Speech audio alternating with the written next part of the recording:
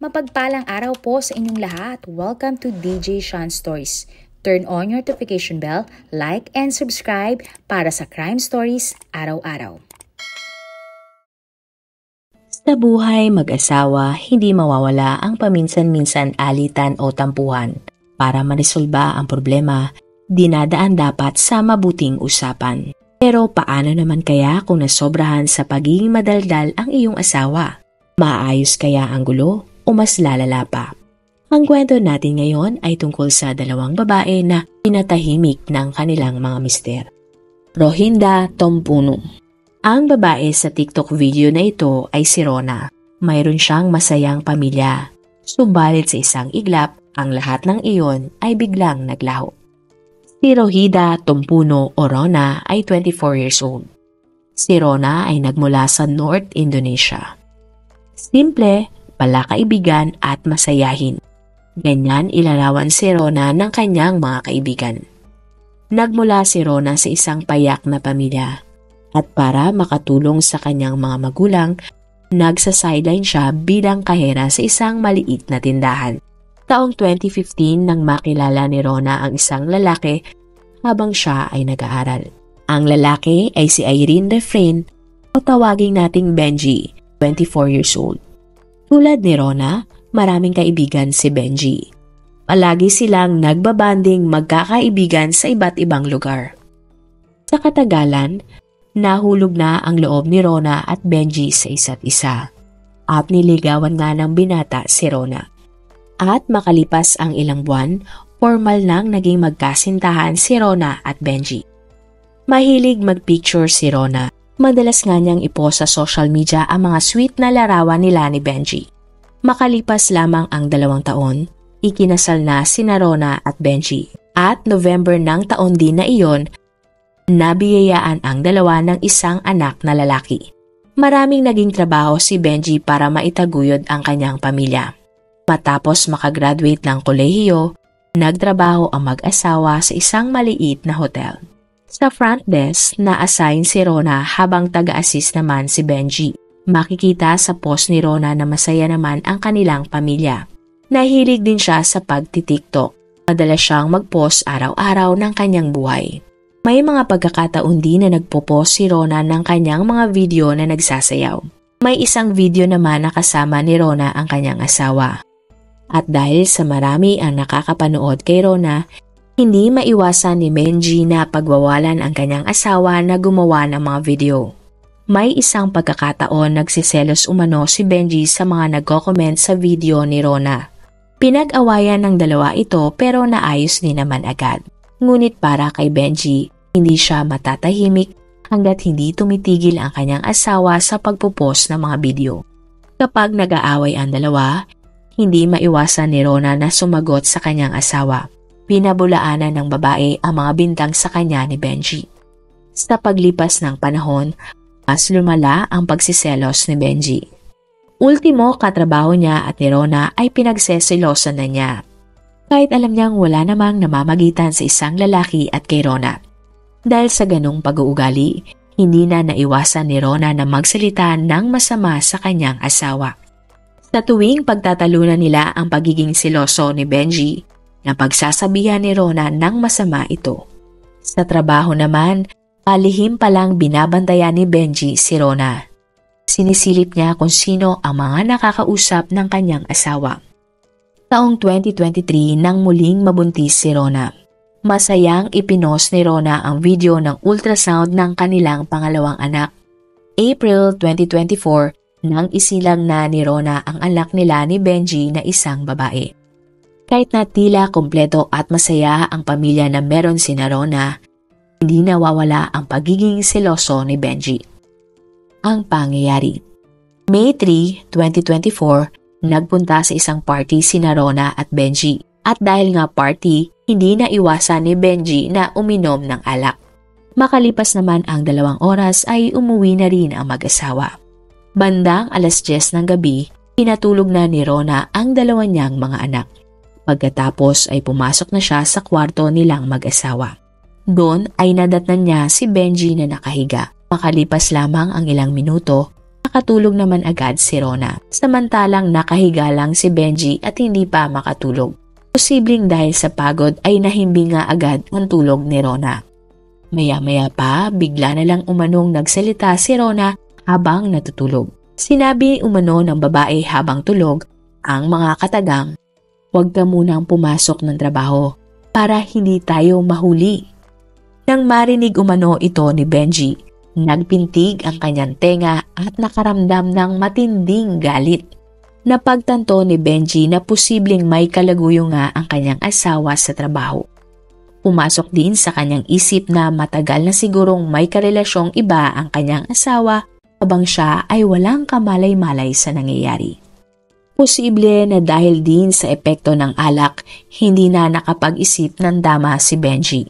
Lumabas siya ng bahay at nagpunta sa kusina. Kumuha si Benji ng isang patalim. Bigla na lang niyang sinaksak ang natutulog niyang asawang si Rona. Mabuti na lang at nagising si Rona at mabilis na tumakbo. Subalit pilit pa rin siyang hinabol ni Benji at muling inatake. Sa kasamang palad, binawian ng buhay si Rona. Hindi pa nakontento si Benji. Lumabas siya at nagpunta sa bahay ng kanyang mga biyanan. Sa isip ni Benji, posibleng kinampihan ng mga magulang ni Rona ang kanilang anak sa kasalanan nito. At dahil kalapit lamang ang bahay, bigla na lang pinasok ni Benji ang bahay ng pamilya ni Rona. Doon ay inatake din niya ng patalim ang tatay ni Rona na si Jerry.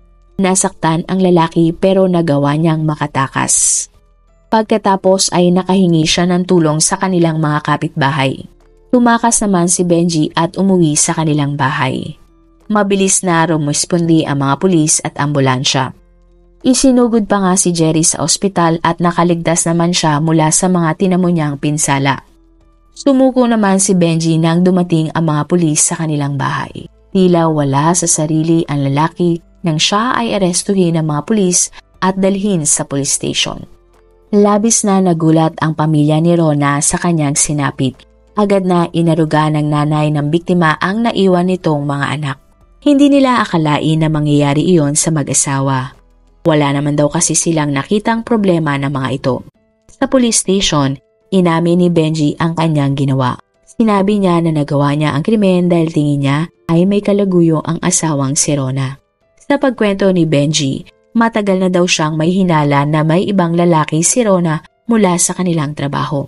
Nakumpirma nga daw iyon ni Benji dahil habang natutulog si Rona, ay bigla itong nagsalita. Kinasuhan si Benji ng murder at attempted murder. Ikinulong siya at hindi pinayagang makapagpiyansa. Sa ngayon, gumugulong pa din ang investigasyon ng mga pulis tungkol sa kaso. Ang pag-amin ni Benji ay malaking ebidensya laban sa kanya. Kapag napatunayang guilty si Benji, maaari siyang makulong habang buhay o patawan ng bitay. Nakakalungkot ang nangyari sa pamilya ni Rona. Noong April pa man, nag-post siya ng tungkol sa pagiging tatay ni Benji. Sinabi din niya ang pagpapahalaga niya sa pagiging maalaga ng asawa, hindi lamang sa kanya, maging sa bago nga nilang anak. Para sa pangalawa nating kwento, ang babaeng biktima ay kinilalang si Indra Kameswari o tawagin na lang nating Ria, 38 years old. Si Ria ay nagmula sa Bogor, Indonesia. Nagtrabaho siya sa National Narcotics Agency bilang isang secretary. May dalawa ng anak si Ria mula sa dati niyang karelasyon. Masipag, masayahin at maalaga. Ganyan ilarawan si Ria ng mga nakakakilala sa kanya. Nang nauso ang social media, nahilig siya sa pag-post ng mga litrato. Taong 2010, nang makilala ni Ria ang isang lalaki sa social media. Ang lalaki ay si Akbar Muhammad o tawagin na lang nating Anton, 39 years old. Kapag-aral si Anton at nakapagtapos sa kolehiyo. Nagtrabaho siya bilang isang kontraktor sa ibang bansa. Nang makabalik na sa Indonesia, nagtayo si Anton ng mga negosyo. Masasabi na maganda ang buhay ni Anton at natutulungan niya ang kanyang pamilya. Tulad ni Ria, may anak na rin si Anton sa una niyang asawa.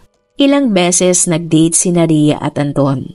Para kay Anton, gusto na niya na makakasama habang buhay dahil na rin sa kanyang edad. Namangha siya sa gandang taglay ni Ria kahit na may edad na ito.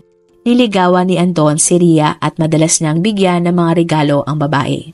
Nagustuhan naman ni Rhea si Anton dahil nakita nito na masipag ang lalaki sa pag-aasikaso ng kanyang mga negosyo. Makalipas ang ilang buwan, nagsimula na nga ang relasyon ni Rhea at Anton. Taong 2011 nang ikasal ang dalawa. Kalaunan, umupa ng isang bahay ang mag-asawa. Hindi nagtagal, nabiyayaan ang mag-asawa ng isang anak na lalaki. Masaya ang naging pagsasama ng dalawa. Hindi naman nila pinroblema ang pera dahil parehong may pinagkakakitaan sina Rhea at Anton. Subalit unti-unting nag-iba ang ugali ni Rhea. Tila naging bungangera si Rhea at madalas na pagsalitaan ng masama si Anton. Pakiramdam ni Rhea, hindi nabibigay ni Anton ang lahat ng kanyang pangangailangan. Gusto kasi ni Rhea na umupa sila sa mas malaking bahay. Subalit katwiran ni Anton, maayos naman ang bahay nila at bakit kailangang pang lumipat ng bahay. Katagalan, pinag-awayan na din nila ang pera. Gusto ni Rhea na kapag may bagong labas na bag ay bibilhan siya ni Anton.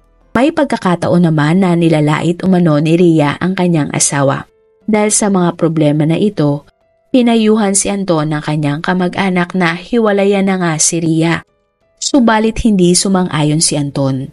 Ayaw niyang makipaghiwalay kay Rhea dahil mahal na mahal niya ang kanyang asawa. Pero katagalan, mas lalong lumala ang away ni Rhea at Anton. Labis na naapektuhan si Anton ng mga pangyayari. Kaya naman sinubukan ng lalaki na magpagamot sa isang psychiatrist. Gusto kasi ni Anton na maayos ang kanilang pagsasama ng kanyang asawa. Pero hinahamon talaga si Anton ng pagkakataon. Kasabay ng kanyang problema kay Rhea, ang unti-unting pagbagsak ng kanyang mga negosyo. August 2017, nang malugi ang 4 sa 5 itinayong business ni Anton.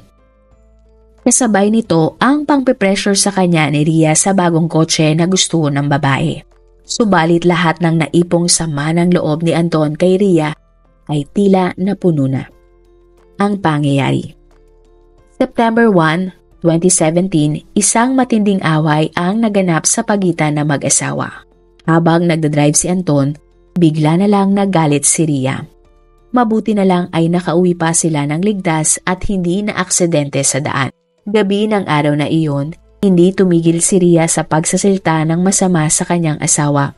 Bandang 8:00 ng gabi, kinompronta ni Anton si Rhea sa sala. Nakiusap ang lalaki na wag nang sumabay si Rhea sa kanyang mga problema.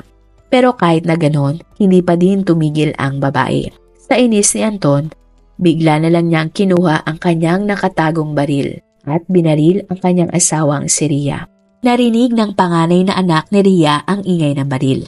Nang pumasok ito sa kwarto, nakita niya ang sinapit ng kanyang nanay. Kaya dali-dali itong lumabas ng bahay at nanghingi ng tulong sa mga kapitbahay. Sa kasamang palad, nasawi si Rhea mula sa tinamo niyang mga pinsala. Agad namang nakatakas si Anton. Makalipas ang ilang minuto, dumating naman ang mga pulis at ambulansya. Dineklara ng mga paramedics na wala ng buhay si Rhea nang sila ay dumating. Ang investigasyon. Agad na nagsimula ng investigasyon ang mga pulis. Nakausap nila ang mga kapitbahay ni Rhea at tinuro nga nila na ang asawa ng biktima ang sospek. Nagulat naman ang pamilya na mag-asawa sa nangyari. Sinabi ng nanay ni Rhea na pangalanan na lang nating Eva. Alam niyang may problema ang dalawa. Pero hindi niya akalaing aabot sa ganon ang lahat. Dahil dito, agad na hinanap ng mga pulis si Anton.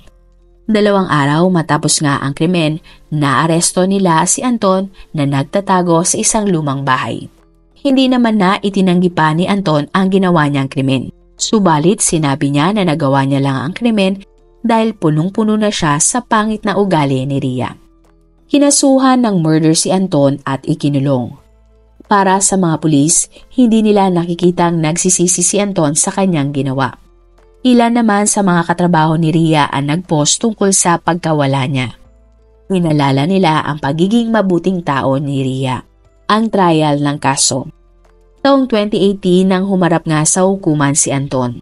Ayon sa kanyang abogado, nagawa niya lang ang krimen dahil sa dami ng kanyang mga problema. May pinakita ang abogado ni Anton na mga medical records na siya pala ay may sakit na cancer. Bukod doon, Sinabi din nila na wala sa tamang pag-iisip si Anton nang nagawa niya ang krimen. May mga nakalap kasi silang dokumento mula sa psychiatrist na tumingin sa suspect. Nagkaroon si Anton ng sakit dahil sa pag-uugali ng kanyang asawa. Depensa nila, nagdulot ng masamang epekto sa pagkatao at pag-iisip ni Anton ang pakikitungo sa kanya ni Ria. Lalo na ang pagiging bungangera nito. Idinagdag din nila ang kalungkutan ni Anton sa unti-unting pagkawala ng kanyang pinaghirapang negosyo. Ayon naman sa prosecution, si Ria ang biktima sa nangyari, kaya dapat ay maparusahan pa din si Anton. Dagdag pa nila, ibang-iba ang sinabi ni Anton tungkol sa ugali ni Ria kaysa sa mga katrabaho at pamilya nito. Posible din daw na may pagkukulang talaga si Anton sa kanyang asawa, kaya hindi na iwasan ng babae na pagsalitaan si Anton ng masama. Sa ngayon, wala pang lumalabas na hatol kay Anton para sa pagpatay niya kay Ria. Pero kung mapapatunayan siyang guilty, maaari siyang makulong habang buhay o patawan ng hatol na bitay. Kayo po, ano sa tingin nyo? Dahilan lang kaya ng mga mister na madaldal o bungangera ang kanilang mga asawa kaya nila nagawa ang krimen? O dahilan lang nila yon para sila ay makatakas sa kanilang mga ginawa? Marami pong salamat sa inyong panonood. Meron ba kayong mga kwento na gusto nyong i-share sa ating mga manonood? O kung may personal po kayong kwento na gusto nyong i-feature sa ating channel, i-comment down below nyo lang ang inyong mga suggestions. Para naman po sa dagdag kalaman, i-subscribe nyo din po at i-follow ang ating iba pang YouTube channel katulad ng Tagalog Facts and Mysteries by DJ Sean at Manila Boy Wonder Philippines. Marami pong salamat sa pagsuporta nyo sa aming mga channel. God bless everyone!